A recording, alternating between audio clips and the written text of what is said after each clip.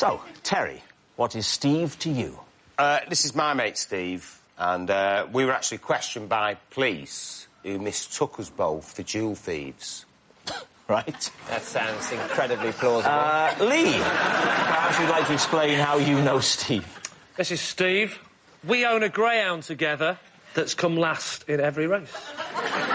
And finally, Jimmy, what's your connection with Steve? This is Steve. We were at primary school together. I didn't see each other for 20 years and then met up in a hotel when he brought me room service.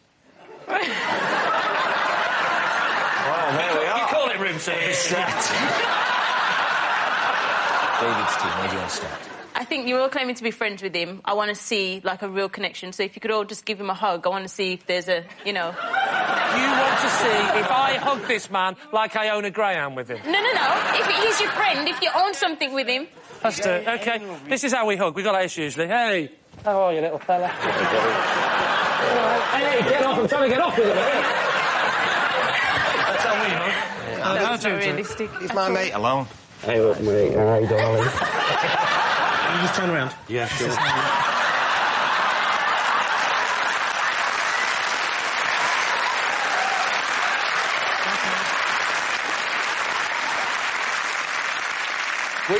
Which hotel was this, Jimmy, where... It was the Lowry in Manchester. The Lowry. That is a hotel in That Manchester. is a hotel in Manchester, yes. Yeah. He's the night duty manager there. So he's, you know... He knew you were staying in the hotel and brought your room service up in order to renew your acquaintance. Yes, and I recognised him immediately and, you know... And did you go, oh, my God, Steve? Yeah, I mean, he really hasn't changed that much. Have you remained friends with him since that? Yeah, I stay in the same hotel quite a lot whenever Oh, so you only see him when he comes to... No, when you literally, go to the hotel? yeah. Well, that's fine. Well, he lives in Manchester, I live in London, so we see each other... He's not your friend, then. What do you want me to do, take him to the zoo? No. So, Lee, what's the name of the greyhound you own with him? It's called Ballyregan. And how many times has Ballyregan raced? 6 times. And has always come last? Always come absolutely last. We put him in too high a grade, that's the problem. And where's Ballyregan raced? Wimbledon. Right. So where does he live? Wimbledon. Most of the dogs that run at Wimbledon are trained in Wimbledon. Right. So he lives at, a kennels? No, he lives at the Trust House 40. Where do you think he lives? Dog tracks have adjacent kennels. They do, they're very much... Ballyregan lives in the adjacent kennels. Trainers live around dog tracks. So you're in trouble now. David and dog racing, he knows everything about it. Yeah. If there's one thing... Listen, if there's one thing I'm going to always beat David on, it's dog racing. Up and down at Walthamstow with me woodbine. What? Run, you little bastard, or I'll shoot So how much is it? Where are the pheasants? There's no bloody pheasants. I don't understand. We'll never catch the fox at this rate. What are you talking about? Pheasants? Dogs? Fox? I mean, what sort of a menagerie do you imagine I would be imagining? I'm in my castle with 10 different sorts of vaguely posh animal, all fighting each other, then I kill a servant and have sex with the wall. That's you all over. That's who you are. Right. How much does it cost to kennel Ballyregan? It costs £35 a week. So why do you share him? Is it a credit crunch? Because it was Steve's idea. So, Terry, how did you get to know Steve? Just being out and about, you know, drinking and what have you. So you met him in a pub? He was a stranger in a pub, you got talking. You're out and about, you know... Out and about, and you meet him. Exactly. Yeah. You're out and about on a friend-finding mission. Can you be my friend? Yes. OK, can you tell us the actual situation? Why did the police think that you were a jewel thief? They just thought we were sort of dressed like the description of, Stripy top. Bag. There you go. It was in the city centre. And, what is it, we're walking down the road. Next thing you know, these 4 police cars pull up. And... Hang on. City centre, Manchester, pedestrianised, mate. You should know that. They pull up in police trams. So we were walking down this road in the city centre, right? And 4 police cars pulled up. Got out. About 3 miles. And they just said that we fitted the description of these guys who just carried out a robbery on a jeweller's. Right, we need an answer. So, David's team. Is Steve Terry's partner in crime, Lee's partner in a dog, or Jimmy's primary school pal? OK, can I rule Terry out at this stage? OK. I'm happy to rule Terry out at this stage. And I do think Steve looks too well-groomed to be from Manchester.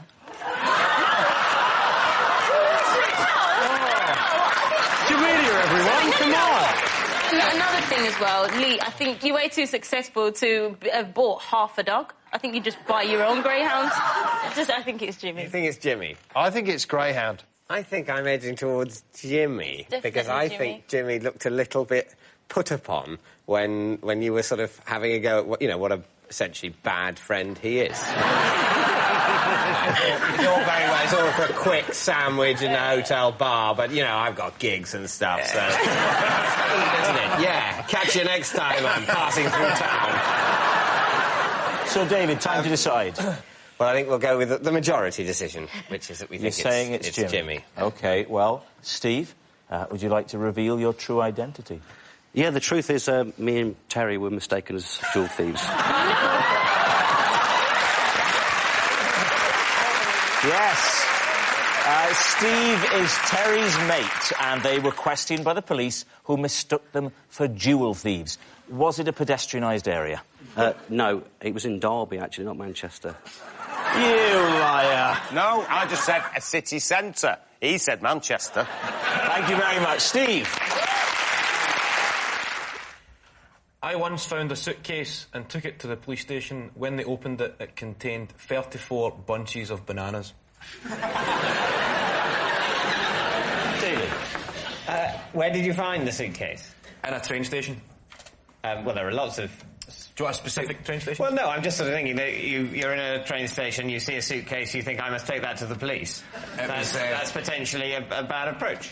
No, I was just lying, and I'd said to a couple of people, is that your suitcase? And it was in the climate of fear, and I started to think, well, maybe I should be a good citizen. So I took the suitcase over, and I headed straight to a British Transport police guy, and told him what had happened. So you moved the suitcase you thought might be a bomb? Did you also give it a good rattle? It wasn't so much I thought it was a bomb, I just thought maybe somebody had left their suitcase. Well, that wouldn't be a response to the climate of fear, though. That would have been a response to a climate of forgetfulness. I panicked. Who opened the suitcase to divulge all those bananas? I came in, and the British Transport police guy took it into his office, and then they scanned it with some... whatever they scan it with, some... Those things... Like a Waitrose. How much are bananas? How much are bananas? At the heart of this is, why would anybody put 34 bunches of bananas into a suitcase? That's exactly what the Chief Terror Inspector said. He was baffled, that's why. Did they ever find this guy? I never kept up to date. I don't have a clue. I just left it. You haven't kept in touch? No. Well, he's here tonight. I'm the king of the swingers! What I doubt here is that if you've taken a piece of unattended luggage to the police, I don't think they're going to then immediately open it. Oh, it was no longer unattended when I got to the police, because you're saying... But that's not going to reassure them, because you're saying, I've no idea whether or not this has got a bomb in it. So... I never used those words. You don't use the word bomb in this situation. That just... Can you do a mime? I'm worried this might be... What? I'm really... And then he opened it when?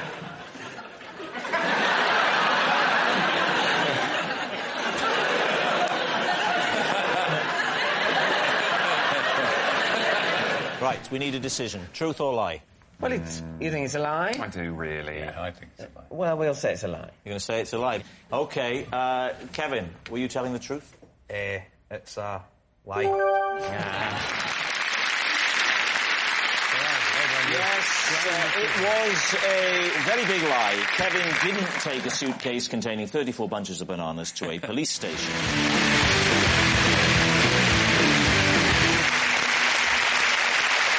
So, Richard, what is Pauline to you? This is Pauline. Last year we met at a Snoop Dogg gig and we bonded because we were the two oldest fans in the room. David, how do you know Pauline? This is Pauline. When I was a cub, she was the Arcala, and she had to take me out of the scout hut once for asking too many questions when we were being given a talk by the police. And finally, Greg, your relationship with Pauline. This is Pauline. She's my mum. She once drove past me when I was having my first fight and got out of her car to cheer me on. Lee's team, where do you start? Greg, how old were you on this first fight? 12. Right. And so where was this, at school? No. Where was it?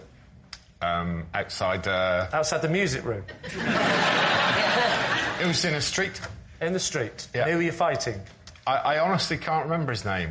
He was a lad, and he was in the year above me. And I remember he had fairly distinctive red hair. Is that why you fought him? I fought him because he'd fought one of my friends. Oh, OK, so this was like a... You were like doing a heroic gesture. Yeah. And he was older than you? Yes. What was your friend called? Well, I'm from Shropshire, so he was called Chinese Dave. Is everyone called Chinese Dave in Shropshire? No, I just think he was called Chinese Dave, and I honestly don't know the reason, because he certainly wasn't Chinese. I think it's because he used to wear a hat.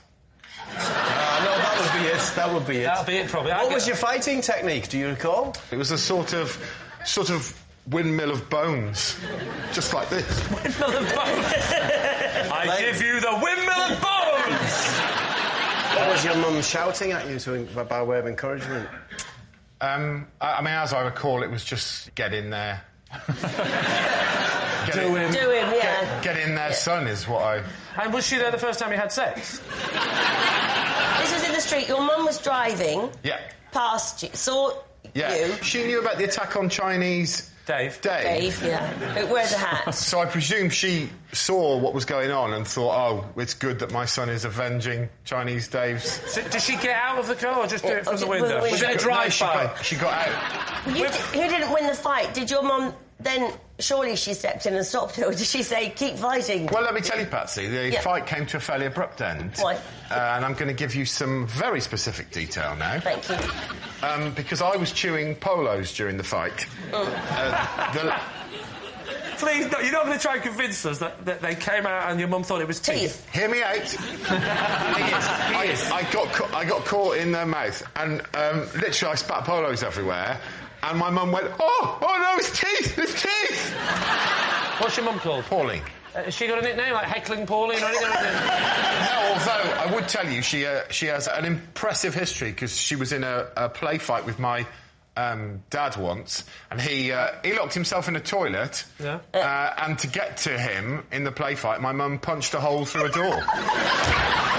So there's obviously a violent streak in this one. It is true, though. It's definitely true. That is my mum. Who's next? Who are you going to do next? OK, so we'll go with David, shall we? Yes. David, just let me recap. Am I right in saying that there was a talk by the police at the Cubs? Yeah. And you asked one too many questions to the policeman? Yes, I was full of questions. What kind of questions were you asking? Well, I was asking about various, issues involved in fighting crime. How old were you?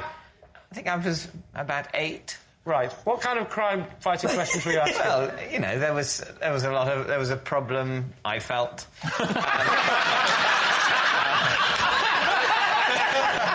There was a problem with vandalism and graffiti in the area. At that age, you're supposed to be taking part rather than complaining about it. That's OK. Different upbringings, that's fine. What are the questions? I asked a lot about the locks in Cagney and Lacey.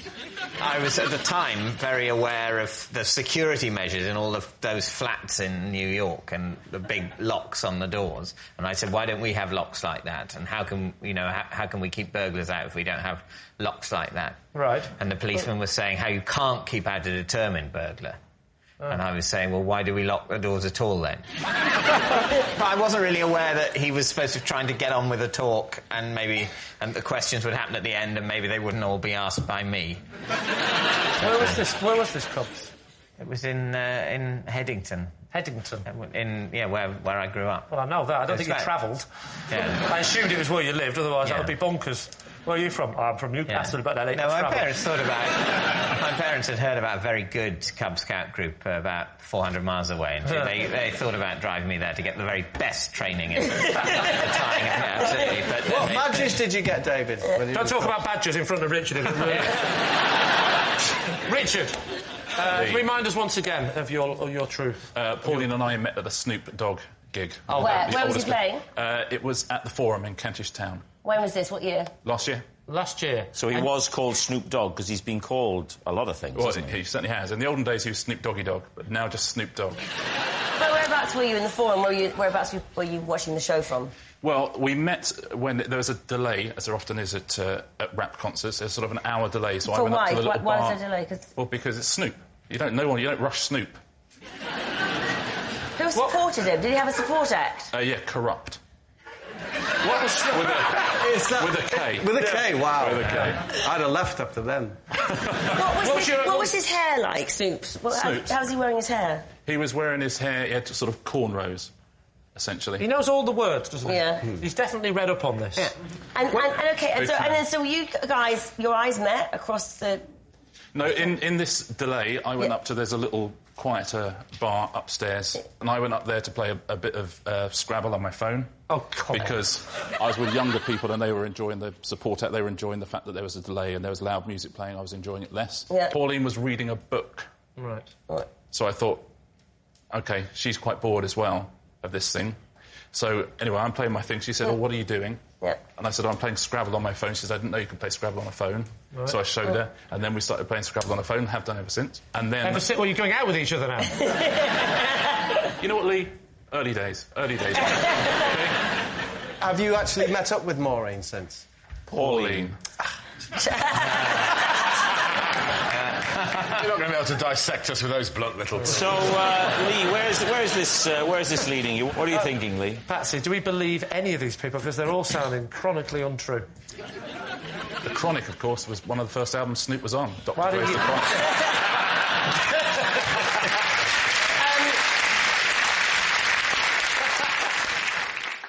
I could see David in his Cub shorts and being worried about the graffiti. He sort of like the sort of person that it would have upset him. And I'm intrigued by this like physical resemblance between Greg and the lady. I know what you mean. Yeah. Do you mind standing up, Greg? Again, would you stand next to this lady you claim to be your mother? Next to my mum? Well, let's call her a woman for now. Right. Now...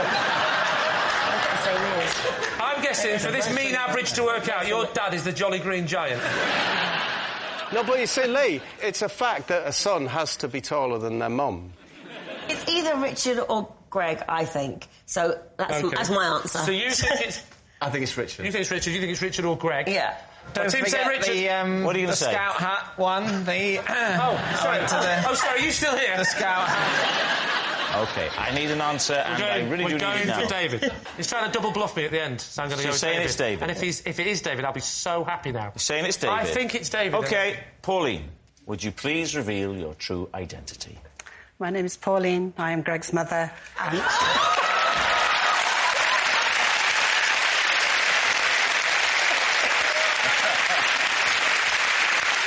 Yes, Pauline is Greg's mum, and she did cheer him on when he had his first ever fight. It must have been awful to see him fighting. Wonderful. Wonderful. Thank you very much, Pauline. You're welcome. Right, here we go. The police once surrounded my house after I set off an alarm in my bikini bottoms. David's team. Interesting. Interesting location for the alarm. What was the alarm that you set off, and how did you set It was the house alarms. I was actually ironing in the garden with my bikini on, and I had the remote control for the alarms tucked down my bikini. Let me stop you there. I could have sworn you said you were ironing in the garden in your bikini. Yes. It's a classic domestic scene. I love that commitment to ironing. I haven't ironed anything since the late 90s. But very good. We can tell, Lucy. Yeah. When was this, Debbie? Oh, quite a few years ago now. And in your bikini bottoms, was the remote control Yeah. for what? That set off the house alarms. for the burglar alarm. Yes, so essentially. I don't know what you call them. A panic button. Be like a panic button, yeah. I think if I was in the garden in a bikini ironing, I'd feel very vulnerable because there's a lot of flesh, isn't there, in the iron? You know how easy the phone rings and you do that? Did you not to be feel... honest, if you're gonna smash the iron into your head, it doesn't matter whether you're wearing a bikini or the uniform of the Chelsea pensioners, you're still going to get burnt. So what happened when you pressed the alarm? Who was alerted and what did they do? So I didn't know because it doesn't set the alarms off. It just rings the police. And so 15 policemen came round the corner. They shouted, no, start with the collar, then the sleeves. I never tried it again, so I don't know. How did they react? Did they see the funny side? Yes. No, she wasn't facing them. I'm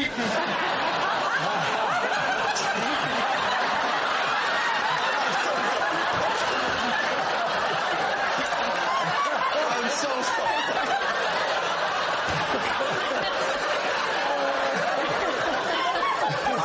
I know that's rude, but I can't quite figure out why. OK, well, I mean, it's elaborate, it's odd, it's unusual. Is it true? In my younger days as a sun worshipper, I would do anything outdoors. When you're young and you want a tan, you just do anything. What do you think? Oh, I think... Wow. You know you had to make quicker decisions on the football pitch, don't you? I think that's true. You think it's true? I think you think it's true? We think it's true. They think it's true. Debbie, truth or lie? It's true.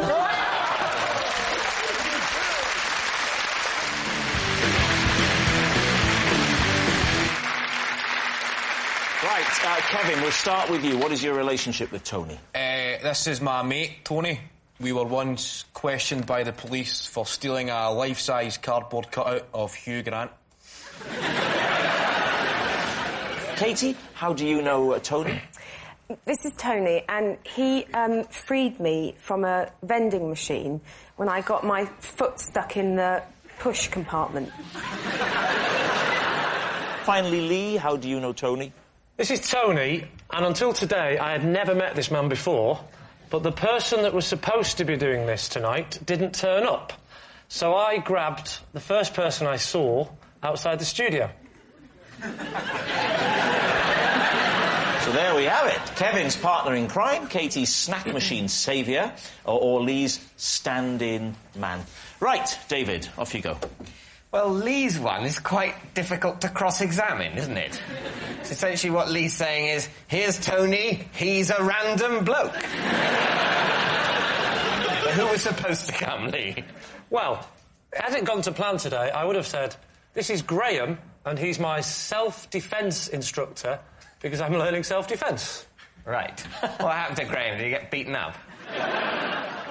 The story I am told is that he hurt his arm this morning during a self-defence class, and then very late in the day, he got in the car to come here and had some turn because of the painkillers he was on and cancelled and said, I can't come. Well, it's a sad old story. Yeah. So what was Tony doing here before you found him? He's a joiner, which is somebody that puts wood together. Thank you. I didn't want you thinking he was somebody that just randomly joined clubs. He's just a very sociable guy. I'm a joiner. Where are you going? I'm going to join a club. What are you doing? What are you doing? The guy buys. Yeah, OK.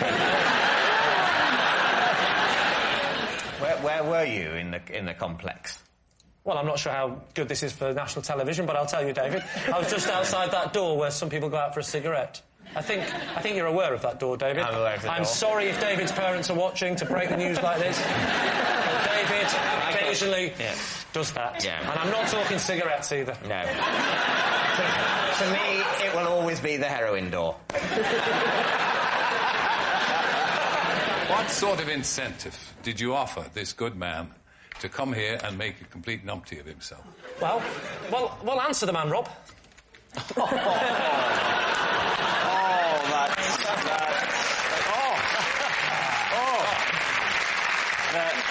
The rejected chuckle brother has got the better of me again.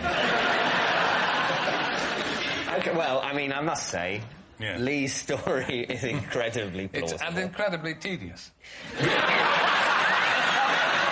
Yes, I mean, that's why it rings so true. Kevin, your partner in crime, what did this man do with you? I think crime's a strong word, Terry, from a man who has got arson in his past. We were questioned by the police, not charged, just questioned for stealing a life-size cardboard cutout of Hugh Grant. What were you going to do with Hugh Grant? We'd went to Blockbuster Video, and nothing really caught our eye, except the life-size cardboard cutout of Hugh Grant. What? Sorry, I didn't understand a word of that. We went to Blockbuster Video, okay?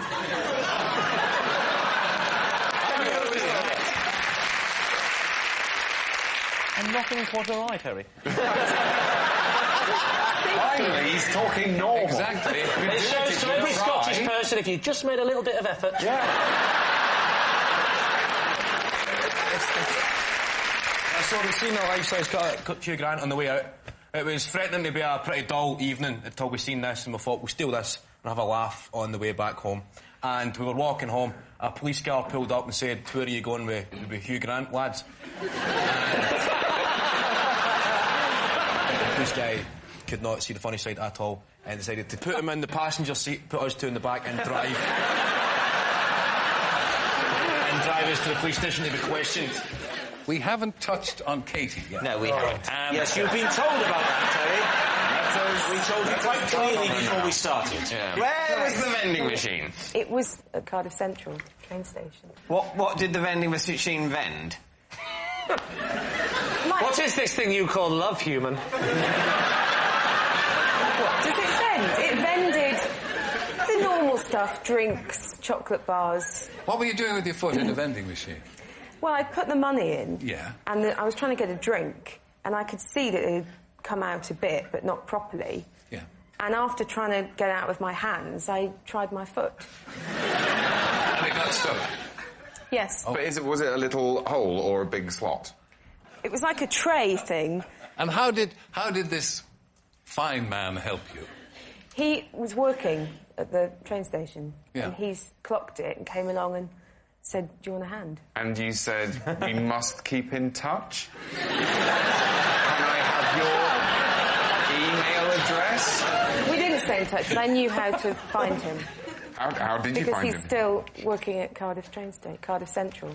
But what I don't understand, right? The Go thing's on. fallen down. Yes. And you're having difficulty getting it out with your hand. Now, Correct. hands are basically better than feet. Yes. Sort of thing. I wonder why you sort of that. think, if the hand can't do it, why is the foot going to develop a knack? No, my logic was, I tried with the hands, and I thought sort of a kick, brute force, might work instead. That was the logic. Was it the sort of door? You know, because often the slot at the bottom has got a sort of door, hasn't Yes, it? it had a I door. offered slot and she called it a tray. Yeah, it's not a tray, is it? It's not a tray. A tray would be removable.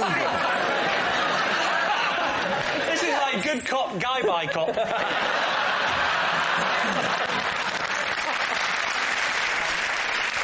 How did he release the foot? What exactly did he do? He had a key to open the front bit. So you just went back and whoa!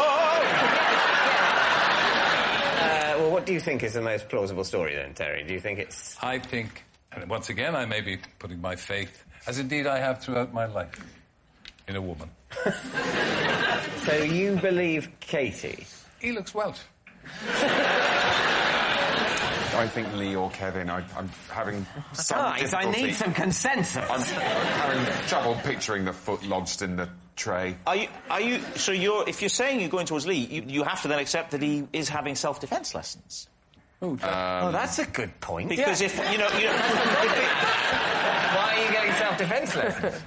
Well, because my wife decided to take self-defence lessons, and she asked me to come with her. We have private lessons, and he comes round to the house. Okay, I wasn't expecting it. It was on the NHS. I've thrown money at the problem. What are you going to say then, chaps? Is Tony Kevin's Hugh Grant thief? Gosh, crikey, gosh. Katy's vending machine hero or Lee's last resort? I don't know. I don't know. Oh, dear. I think maybe Kevin. I think I'll go for Kevin. And you think it's Katy. I don't know, so I'm going to say we think it's Katy. OK. Tony, would you please reveal your true identity? I'm Tony, and me and Kevin did steal a life-size Hugh Grant cutout.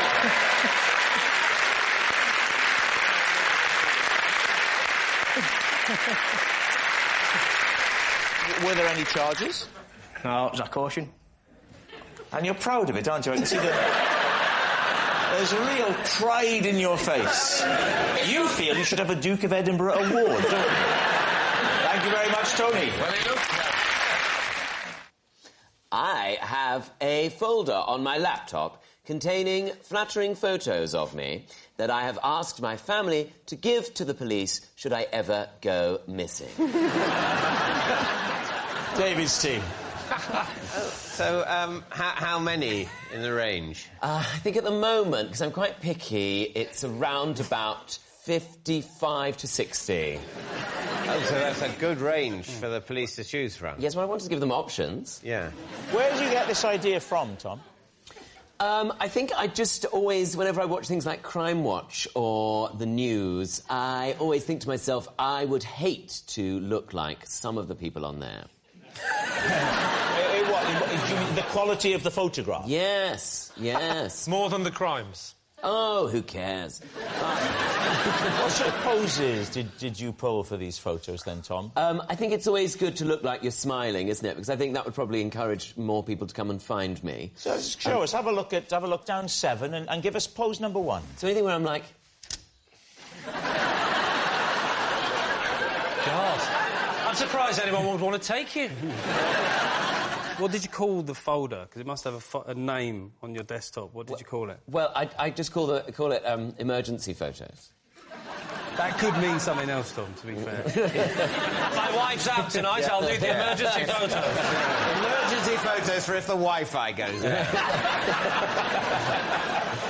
I'm going to have to do this the old-fashioned way. Do you play around with filters and stuff? I mean, is there a sort of disappearance filter? So I look like I've got bunny ears or something? Yeah, or sepia. You could do it sepia and then it would look like you disappeared hundreds of years ago. Yeah. What do you think, Jeff? I just hope this doesn't end up being chilling archive footage. You know what I mean? Well, some of the photographs you see on the news and stuff are so miserable, where people are like... I mean, when you've been be kidnapped, I don't think that's, like, the main thing that you'd be worried about. If you was in someone's cellar, handcuffed to a radiator, you'd be thinking, Jesus, I hope they don't use Malaga 97 photos. But why would he need 53? Well, I suppose he wants to give the programme makers a range. How many outfits did you bring for this evening's recording, Tom? Well, I brought 3 suits and I bought 5 shirts. OK, and I bought it's true. Blatantly true. That's you see. I came with none and found this in the bin. Well, you think it's true? Yeah. Do you think it's true? You don't think it's true? No, I don't, actually. Oh, this puts me in an awkward position of having to think. My instinct is that it's a lie. All right. Tom, was it a lie or were you telling the truth? I can tell you, it was a lie.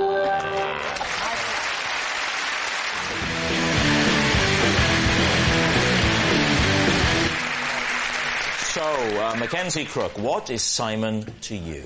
This is Simon, and when I hoaxed my school by burying some treasure, Simon found it and the police were called. OK, all right. Chris, how do you know Simon? This is Simon. In a virtual world, we're married.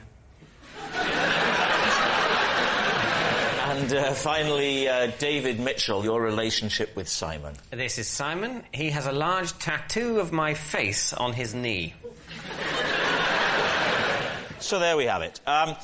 Is Simon Mackenzie's treasure hunter, Chris's cyber spouse, or David's tattooed fan? Lee's team, where would you like to start? David. Yes. How do you know Simon? I know him because when I was doing a book signing of a comedy book, he came and asked for the book to be signed and also asked me to sign my name underneath the tattoo of my face on his knee. When you sign the face, Is the face normal when the knee is stretched? Or is the face normal when it's not stretched? Look, it's my face. It's not normal at all. I need to ask you a question, but you've got to answer this honestly. Yeah. When No, the... you don't. I don't. That's the whole point of the game. Okay.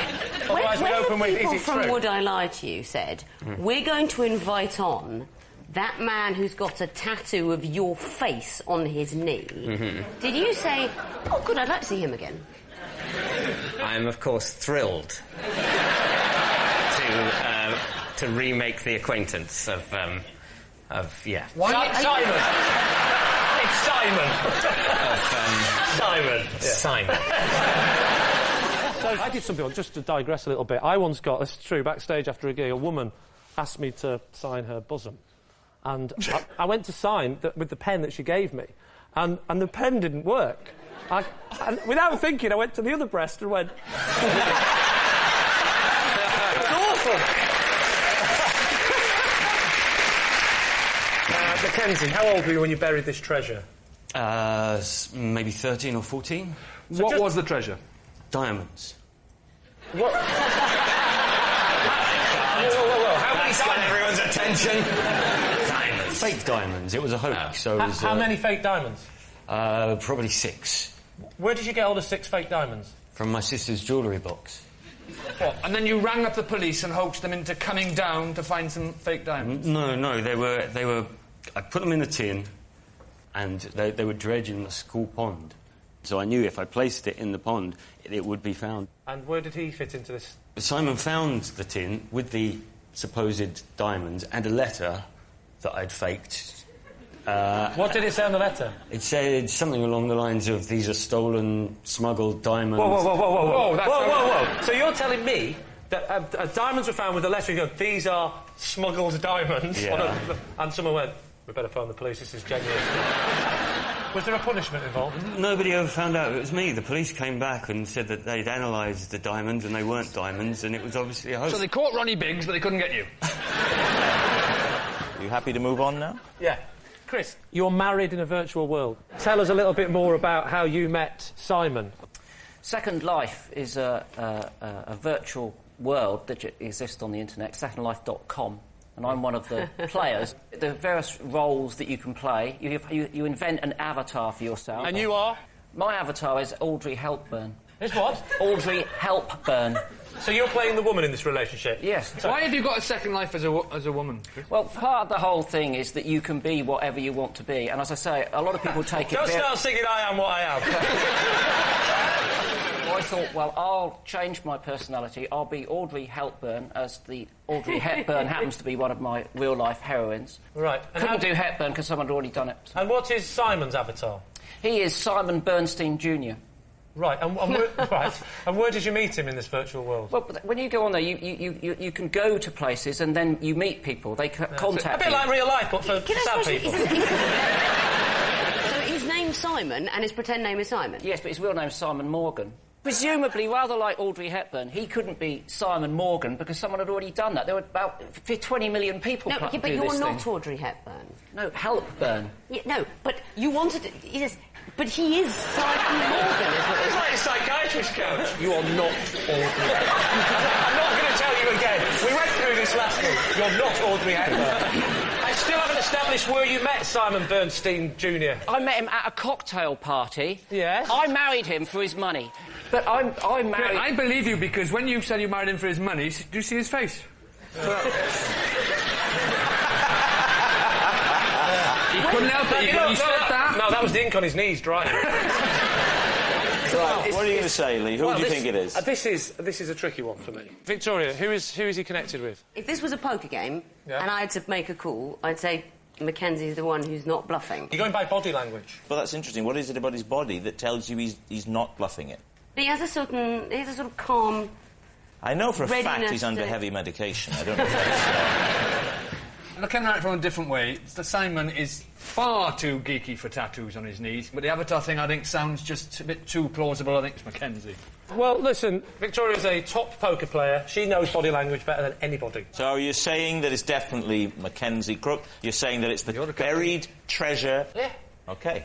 Simon, would you like to reveal your true identity?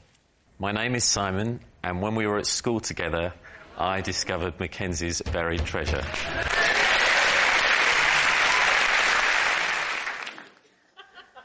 I once had to explain to the police why I had 2 coffins in the back of my van. David Steve. Imagine I'm the police. Why have you got 2 coffins in the back of your van, sir? Well, I was doing a touring play at the time, and there was vampires in it. Yeah. So we had 2 coffins in the back of the van as props. And we were actually in Germany doing this play called Neighbours with Long Teeth. And things never translate from English to German. Why did the police stop you? Well, unbeknownst to us, the head of the Deutsche Bank had just been assassinated in Frankfurt. Right. And they were stopping everyone. And so they were pulling over basically all vans. They were looking for anything dodgy, basically, I guess. Right. Where were you? Which city? It was just outside Frankfurt. I live there. Do you? Yeah. So they pulled you over. Machine guns, everything. Very, very serious situation. Yeah. And we had to explain the plot of our play, Neighbours with Long Teeth. Because you speak a bit of German. So Yeah. you were the... How many of you were there? 3 of us. Oh, you should have said 9. What sort of venues are you touring around? Schools. Schools. So... The plot went that I was a sort of young 17-year-old schoolboy who'd fallen in love with my neighbour who was a vampire, and she came up out of the coffin, and that's where we first met. And what was the other coffin for? The other coffin was for her parents, her mum or her dad.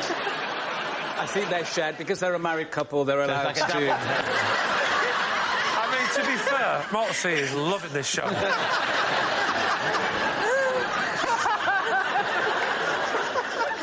And how did you explain all this to the police? It was a lot of mime. But it's quite a complex plot, so how would you convey it to them? I think they had more things on their mind than the they didn't get to Act 3. So, yeah, yes, at what point in your description of the story did they glaze over? Right, Bez, what do you think? Well, I love the plot of Neighbours with Long Teeth, and it's got to be true with Stephen, I reckon. You think true, Motzi? You don't think any of this is true, do you? You don't think this is really happening? But don't you remember when the president of the Deutsche Bank was assassinated in Frankfurt? When did this happen? It would have been late 80s. I just born. Like, so you're not a suspect? That wasn't a big part of your childhood. Let us tell you the story of the president of the Deutsche Bank. Well, what's it going to be? Well, I live around Frankfurt area. I mean, even if I wasn't there in the 80s, I think I would have heard the story. How old were you when you went to Germany? 18. You arrived in Frankfurt over 20 years after Steve's van was pulled over. I am not surprised they didn't mention it. But this is a story. This is culture. You carry that on. A school's tour of a play about vampires, and the police pull over their van once on what was quite a busy day for the police. I cannot share your confidence that they would have mentioned it to you, an 18-year-old dancer coming from South Africa. I don't think that will be on the things you need to know. Local restaurants, you know, this is how you pay the tax. The bins come on Tuesdays. Oh, and I must tell you, back in the late 80s, there was a guy here and he had a couple of coffins in his van. Turned out it was just a school's tour. If that's what you're basing it on, I'm going with Bez. Okay. So you're saying it's true? Yes. So, Steve, was it true or was it a lie? True.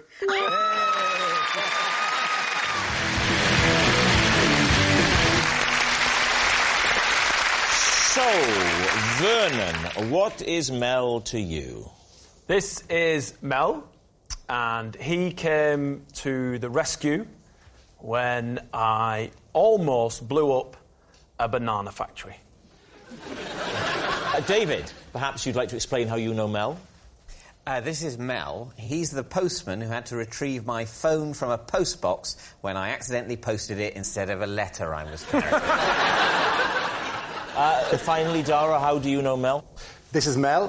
One night we were out stargazing and we were quizzed by the police because they thought we were peeping Toms. Lee's team, where do you want to begin?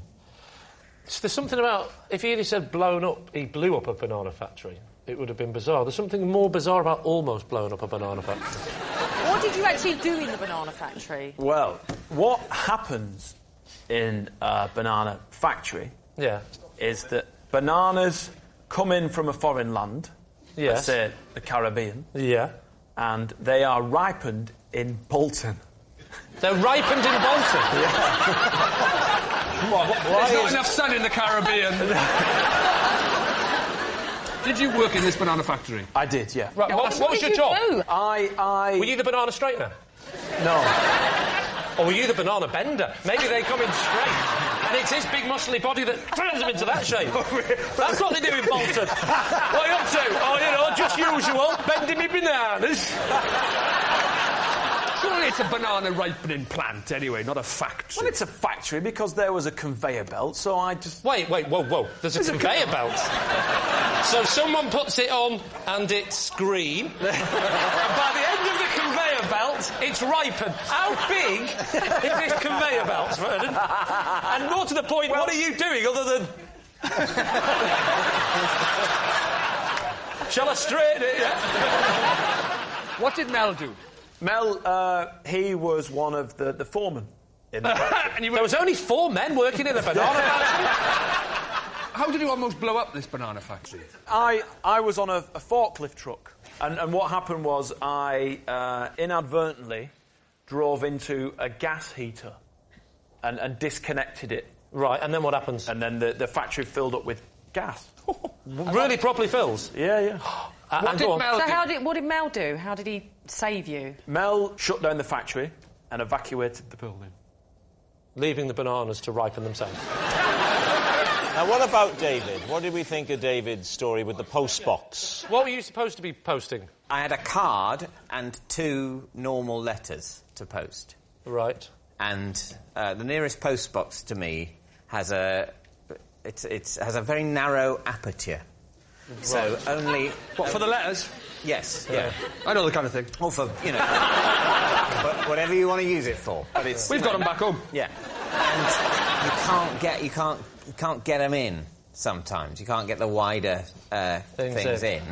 So... So you thought I'd just post whatever fits, that was your phone? Stuff my keys in there. Oh, they go in, the keys go in. Did it change? Oh, that goes in, all right. That's the stuff that I was contemplating what an outdated medium snail mail was, and I thought, this will show them. No, I in my confusion, I thought, oh, that doesn't fit. I'll post those 2, they fit. And, what a fool. Oh, so the 2... What a fool I've been. If only this were happening in a sitcom. The 2 letters and the phone go in at the same time? Yeah. So you emailed it and put a hard copy in at the same time? So how did Mel come into it? Was he... Well, luckily, Mel had also fallen in. And, he just reached it out, didn't he? And passed it out. I mean, I hadn't realised that pillar boxes were manned until then. He simply handed it back. No. So go on, what happened next? I noticed that the last collection of the day was happening about half an hour later. Right. So I thought, I know what I'll do. I'll simply wait. Fiendishly clever. No, you didn't. So what are you thinking? No, remind me again of your truth, lie. Mel and I were stargazing, and the police quizzed us because they thought we were peeping Toms. Was it just the 2 of you? Yes, it was actually, yeah. And what were you stargazing at? We were looking at a meteor shower. Oh, OK. Yes. So the 2 of you were out... what have you got? You got the telescope? No, you don't. What have you got? You just use binoculars. Binoculars? Binoculars? Yeah. Naked eye, generally, binoculars... You don't use a telescope because they move quite quickly, so you'd have to be really fast on a telescope. You'd be playing it like like that. Yeah, all right, but if you want a really good look, why don't you use 2 telescopes? Like binoculars. Okay. That's even better than binoculars. And also, if two things happen at once, you can go, and the moon's looking nice.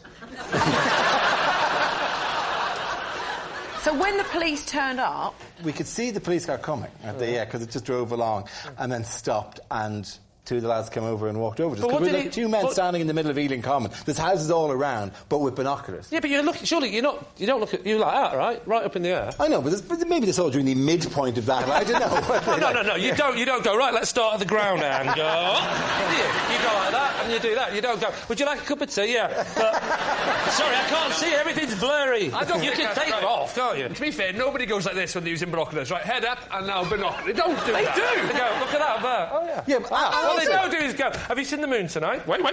I need a bit of a run-up. Don't forget Dara's face moves independently from his head as well. That's true, yes. He can swivel his face. And look at the woman in the bathroom behind, it's true. Right, Lee, we need an answer. Is Mel Vernon's banana hero, David's postman pal, or Dara's saucy stargazer? What do you think? I think the difficult thing is that Mel's got a tan, but you can get a tan in all three of those jobs. Well, he's going to the Caribbean a lot to pick up bananas. Stargazing, you can get a tan off that if you're out there long enough. And a postman, outdoors all day, yeah. You know that stargazing is done predominantly at night. There's not a shadow of a doubt in my mind that Mel worked in the banana factory. OK, you're saying banana man. I definitely, if I saw Dara and Mel on Ealing Common, I would think they were a couple of pervs. But Dara could have said, it's OK, I work in TV. And the police would go, well, that makes it impossible then. So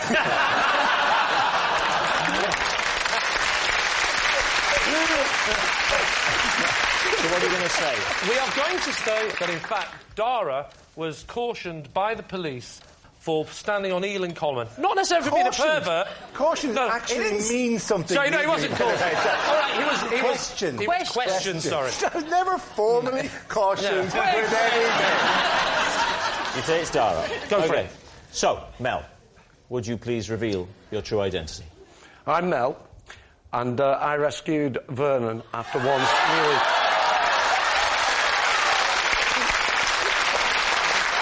Yes, Mel is Vernon's banana boss. So, how dangerous was this? Were you just seconds away from bang? Virtually, yeah.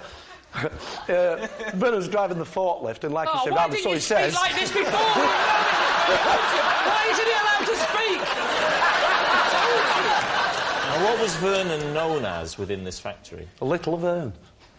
Little Vern? Little Vern. Oh. Stand up next to Mel, Vernon, and let's see Little Vern now. Mel, thank you very much indeed. The police once ordered me to leave town, unspecified, because I was frightening the locals. David's team, what do you think? Could you give us some context, Bob? I'll give you the name of the town. It was Castle Douglas. Ah. Where is that? It's southwest Scotland. And why were you in Castle Douglas? Was it a tour or something? No, it was a long time ago. I was only 17, 18, that kind of age. And a numerical age, that kind. Yeah. Rather than iron or bronze. That's a different kind of age. I was with two friends trying to get as close to the Gulf Stream as I possibly could. What? What do you mean you wanted to get close to the Gulf Stream? It seemed such an appealing, far-off, miraculous thing, this hot stream of water so near us, that it was hard to believe in it just from the textbooks. But it's not like a spa. It's a massive flow within the ocean. Yeah, but you can't see it. Well, if you're at the Logan Botanical Gardens... Well, there's a lovely view of the Gulf Stream. No, but you can see the effects of the Gulf Stream. You know, it's like a tropical gardens, and so in that way you sense the influence of the Gulf Stream. Well, no, it's extraordinary. I know all teenagers are absolutely mad on the Gulf Stream. They can't get enough of it, and it's... And flowers. But that was one reason amongst many. But the police of Castle Douglas don't mind the teenagers who'll flock there to admire the effect of the Gulf Stream. So what was it that you did that put their noses out of joint? We scared the locals, apparently, because we were wearing very grotesque masks. Why were you wearing masks? If you're going to a gardens, why would you wear a mask? Ah, well, here's the thing. That's a perfect question. Yeah. Just before you answer it, have a minute. we were travelling in a Morris Minor, and we were sleeping in the car. There was three of us. That's me mate Harry Harriman and Steve. Steve Harriman. Steve, by the way. He was. You just called Steve, by the way. He was. Steve, by the way. Steve, by the way, as in incidentally. Yes. Anyway, we had these... You're wearing these masks? We're wearing these grotesque... Why are we wearing these masks? We're wearing these masks because we didn't have anywhere to sleep and we were sleeping in the car. Right. They'd been given us by Harry Harriman's mum, yeah, to keep us warm at night because of the heat generator. What, grotesque latex masks? Yes. They were just old men's masks, but they were to keep us warm. Harry Harriman's mum she sold these stuff from home, and she sold another thing which was called a jobble top, yeah, which was a bobble hat that made it into a jumper, and the big bobble was at the back and it buttoned down the front, and that was. I'm telling you now, right? If this is a lie, and they end up saying lie, I will say to you, why did you make it more difficult for yourself? by mentioning the joggle top, or whatever it was called. Because I'm imagining my sleeping arrangements and think, yes, we had the latex masks on and these giant, like, what they're called jobble tops. Right, okay. So, if you're wearing a sleeper mask and you're scaring the locals, like, normally the locals would be in bed when you're going to sleep, and it's dark, and you're in your car and you got a scary mask on, you know. No, we were just... on our daytime drive from Dundee to Castle Douglas... With masks on. As we went past Keep people, your faces warm. we were staring at them with our scary masks. Why did you not remove... Because I would say, from my experience of sleeping all night in a classic car in a latex mask and a jobble top, you get quite clammy. And so in many ways, it's quite a relief to take the latex mask off for the next day's drive. Yes, and Dave... Not to mention how it helps being able to see where you're going. Yeah. But then, no, of course, we take the mask off in the morning, but then round about midday, you wanted to put it back on. Yeah. At what point did the police get involved? Didn't the police get involved? We parked up in Castle Douglas, right next to a shop, because we wanted to get one of their famous Scotch pies. As we came out of the shop, I was grabbed by a policeman, and it was a sergeant, by the way. Sergeant, by the way? So that's how you got away with it, because you said, don't worry, that's me dad. Maybe it was. I'm a sergeant, by the way. I think, So the sergeant, by the way, he took me to the police station, and he arrested you? Yes, taken, put in a room, and then the sergeant and a plainclothes detective came in. Plainclothes detective? Oh, yeah. What? CID have now got involved. And then they said, you're going to have to wait here. We've sent for a specialist from Edinburgh. and then, as we sat in, it came in and said, right, what's with the funny faces? They said, what's with the funny faces? So what did you say? Well, we explained what had happened, that we had these funny faces, that we slept in them, and that we're terribly sorry to have caused any offence. So presumably then they released you? Sergeant, by the way, followed us till we were out of the city limits. So that's my story. It's quite a holiday. What do you think? I know what I think. What do you think? I think it's true. You think it's true? Yeah. That's not what I think. Cian, what do you think? I'm going to go untrue. OK, Cian's going untrue. Adil's going true. David? My initial reaction is it's a lie. Let's say it's a lie. You're saying it's a lie? Yeah. Bob Mortimer. Yes? Was that story true? Or was it a lie? It was true.